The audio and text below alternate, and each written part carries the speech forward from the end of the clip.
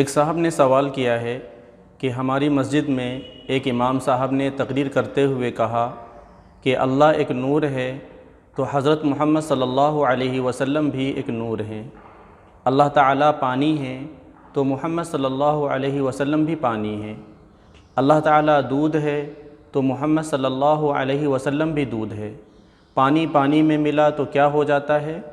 پانی ہو جاتا ہے، اور دودھ دودھ میں ملا تو دودھ ہو جاتا ہے۔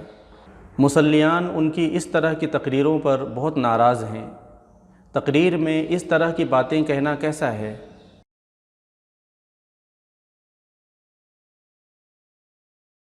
رسول اللہ صلی اللہ علیہ وسلم تمام مخلوقات میں افضل اور پوری انسانیت میں سب سے بہتر ہیں۔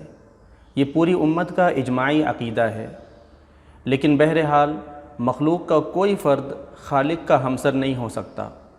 خود اللہ تعالیٰ کا ارشاد ہے لیس کمثلہ شیء، یعنی کوئی شے خدا کے مانند نہیں۔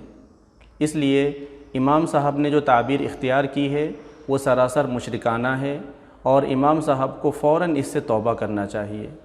اللہ تعالیٰ ہم سب کی ایسی نازیبا اور کفریہ باتوں سے حفاظت فرمائے۔